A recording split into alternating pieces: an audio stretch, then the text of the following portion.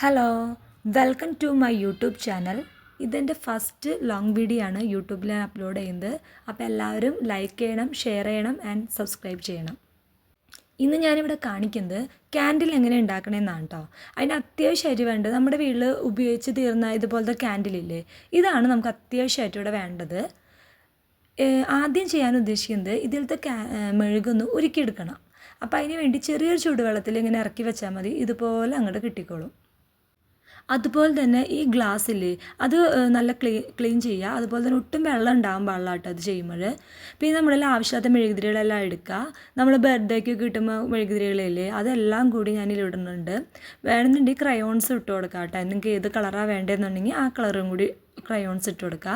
പിന്നെ ഇതുപോലെ തന്നെ നമ്മൾ സ്റ്റൗവിലിട്ടിട്ട് ഒന്ന് ചെറിയ തീയിലിട്ടിട്ട് വെള്ളമൊന്നും ഒഴിക്കണ്ട കേട്ടോ, അങ്ങനെ തന്നെ മെഴുതിട്ടൊന്ന് ഉരിക്കിയാൽ മതി. ഇതുപോലെ മെഴുക് വരും. പിന്നെ ആവശ്യമില്ലാത്ത ഇതിൽ നമ്മൾ നൂലുകളൊക്കെ ഇല്ലേ, അതൊക്കെ ഒന്ന് എടുത്ത് മാറ്റുക. അതുപോലെ ഇമ്പോർട്ടൻ്റ് ഒരു കാര്യമാണ്, നമുക്ക് ഇതിൽ നിന്ന് കിട്ടും, ഈ ഗ്ലാസ് ക്യാൻഡിൽ നിന്ന് കിട്ടുന്നതാണ് ഇതുപോലത്തെ ഒരു സ്റ്റിക്ക് എന്നാണ് തോന്നണേ പറയുന്നത്. ഇത് അത്യാവശ്യമായിട്ടോ നമുക്ക് വേണം. ഇതില്ലാണ്ട് നമുക്ക് ചെയ്യാൻ അത്ര പോസിബിൾ അല്ല. അപ്പം നമ്മുടെ ഗ്ലാസ് കുളിച്ച് കുട്ടപ്പനാക്കി ഞാൻ കൊണ്ടുവന്നിട്ടുണ്ട്. ഇതിൽ ഇടാനുള്ള ഈ നൂല് ഞാൻ ഈ പലചരക്ക് കട നമ്മൾ സാധനങ്ങൾ മേടിക്കുമ്പോൾ കിട്ടണ നൂലില്ലേ, അതാണ് ഞാൻ യൂസ് ചെയ്യണത്.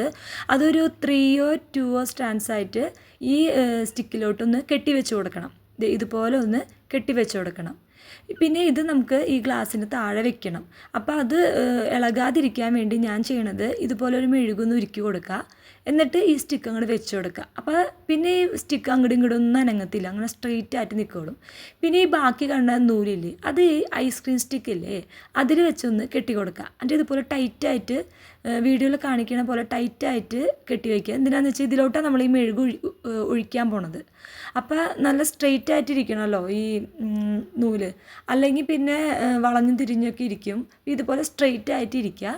പിന്നെ നമ്മൾ റെഡിയാക്കി വെച്ചിരിക്കണ ഈ മെഴുകില്ലേ, അത് അതിലോട്ട് ഒഴിച്ചു കൊടുക്കുക.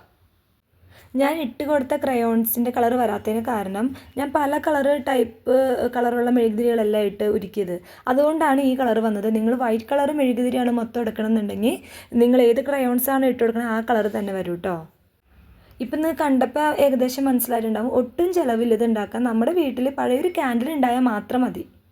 നമ്മുടെ വീട്ടിലെ ആവശ്യത്തിന് വേണ്ടിയാട്ടോ ഞാനിത് ഉദ്ദേശിക്കുന്നത്. പ്രൊഫഷണലായ രീതിയിൽ ഇങ്ങനെയൊന്നും അല്ലാട്ടോ ഉണ്ടാക്കണമെന്ന് തോന്നുന്നത്. ഇപ്പോൾ സമയം 1:26 ഇപ്പോൾ എല്ലാം സെറ്റായിട്ട് ഇങ്ങനെ ഇരിക്കുന്നുണ്ട്. ഞാനിത് എടുക്കാൻ പോണ സമയം എന്ന് പറയുന്നത് ഒരു 6:54 ഞാൻ എടുത്ത് നോക്കിയപ്പോൾ എല്ലാം സെറ്റാണ്. ബാക്കി വരുന്ന ആ നൂലങ്ങോട്ട് കട്ട് ചെയ്ത് കൊടുക്കാം. ഇത് മനസ്സിലായെന്ന് തോന്നുന്നു നിങ്ങൾക്ക് ഉണ്ടാക്കിയത് എങ്ങനെയാണ്. നിങ്ങൾ എന്തായാലും ഒന്ന് ഉണ്ടാക്കി നോക്ക്. എന്തെങ്കിലും ഡൗട്ട് ഉണ്ടെങ്കിൽ എന്നോട് കമൻറ്റ് ചെയ്താൽ മതി. അപ്പോൾ ഈ വെക്കേഷൻ ടൈമിലൊക്കെ പിള്ളേരോട് കൂടി ഉണ്ടാക്കാൻ പറ്റുന്ന ഒരു നല്ല ഐറ്റമാണ് ക്യാൻഡിൽ.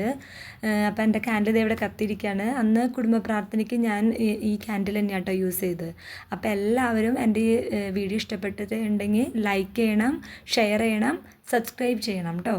ബൈ.